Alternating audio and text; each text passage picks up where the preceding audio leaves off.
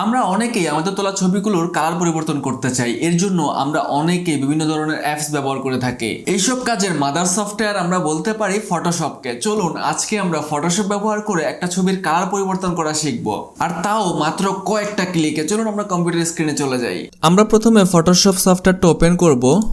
Open করার পর আমরা যে ছবিটার কাজ করব সেই ছবিটা আমাদের ফটোশপে নিয়ে আসবো। এর জন্য ফাইলে যাব, এরপর ওপেনে যাব, এখান থেকে এই ছবিটা সিলেক্ট করব।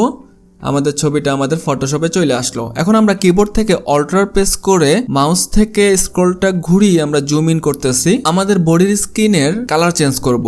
এর জন্য প্রথমে আমাদের কাজ হবে একটা লেয়ার ক্রিয়েট করা। এর জন্য আমরা এই কর্নারে চলে আসব। আসার পরে এখানে যে ক্রিয়েট এ নিউ লেয়ার রয়েছে এখানে আমরা প্রেস করব। আপনারা দেখতে পারতেছেন যে এখানে একটা নতুন লেয়ার তৈরি হয়ে গেছে। এখন আমরা যে অংশটুকু চেঞ্জ করব সেই অংশটুকু সিলেক্ট করব। সিলেক্ট করার জন্য আমরা টুলবারে চলে যাব। টুলবার থেকে আমরা এখান থেকে যে ল্যাসো টুলটা রয়েছে এই ল্যাসো টুলটা আমরা সিলেক্ট করব।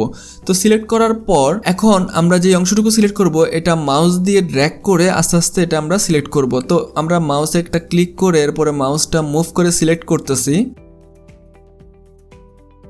আমাদের মাথাটা সিলেক্ট করা শেষ। এবার আমরা হাতগুলো সিলেক্ট করব। এই হাতটা আমরা সিলেক্ট করে ফেলি। ওকে, আমাদের মোটামুটি সিলেক্ট করা শেষ। এখন আমরা যে কালারটা অ্যাপ্লাই করব সেই কালারটা সিলেক্ট করব। এর জন্য আমরা এখানে কালার বক্সে চলে আসব। কালার বক্সের উপর একটা সিলেক্ট করব। সিলেক্ট করার পরে আমাদের এই বক্সটা চলে আসবে। এখন এখান থেকে আমরা যে কালারটা অ্যাপ্লাই করব সেই কালারটা এখান থেকে সিলেক্ট করে দিতে হবে। স্ক্রিনের কালারের সাথে সামঞ্জস্যপূর্ণ একটা কালার আমরা অ্যাপ্লাই করব। সেই কালারের কোডটা হচ্ছে যে F4C3V2। এখানে এসে আপনারা কোডটা লিখে ফেলবেন, F4C3V2।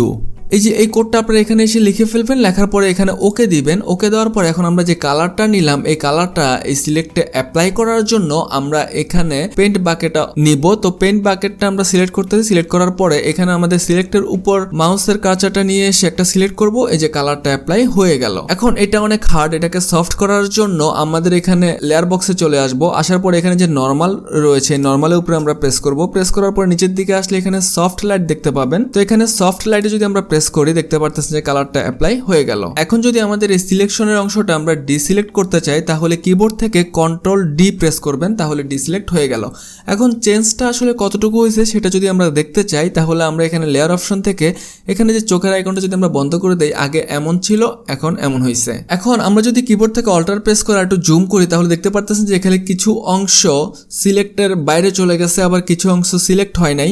তো এর জন্য আমরা এই বাইরের অংশটুকু মোছার জন্য আমরা আবার টুলবারে চলে যাব। টুলবার থেকে আমরা যে এখানে ইরেজ অপশনটাতে প্রেস করব, অথবা আমরা কিবোর্ড থেকে যদি ই প্রেস করি তাহলে এই অপশনটা নিয়ে নিবে। তো এখান থেকে আমরা এখানে উপরে চলে যাব। যাওয়ার পরে এখান থেকে একটা সফট ব্রাশ নিয়ে নিব। আর আপনারা খেয়াল করবেন এগুলা যাতে 100 থাকে অপাসিটি আর ফ্লো। তো আমাদের এটা অনেক ছোট মনে হইতেছে, এটা বড় করার জন্য আমরা কিবোর্ড থেকে যে থার্ড ব্র্যাকেট রয়েছে থার্ড ব্র্যাকেট গুলা প্রেস করব। থার্ড ব্র্যাকেট দ্বারা এটা আমরা বড় করতে পারি আবার ছোট করতে পারি। এটা আমরা আরেকটু ছোট করে নেই, অথবা আপনারা এখান থেকে সাইজটাও বড় ছোট করে নিতে পারবেন। তো যাই হোক, এখন আমরা এই অংশটুকু মুছবো। তাহলে আমরা মোছার জন্য আমরা মাউস থেকে প্রেস করে ড্র্যাগ করতেছি যাতে মুছে যায়। এখানে একটু সিলেক্ট হয় না, যদি আমরা সিলেক্ট করতে চাই তাহলে কিবোর্ড থেকে আমরা বি প্রেস করব, অথবা এখানে এসে যে ব্রাশ টুলটা প্রেস করব। তো আমরা দ্রুত কাজ করার জন্য কিবোর্ডেরই সাহায্য নিব। তো আমরা এখান থেকে একটু জুম করতেছি। এখন আমরা ব্রাশ টুলের সাহায্যে এটাকে সিলেক্ট করে নিচ্ছি।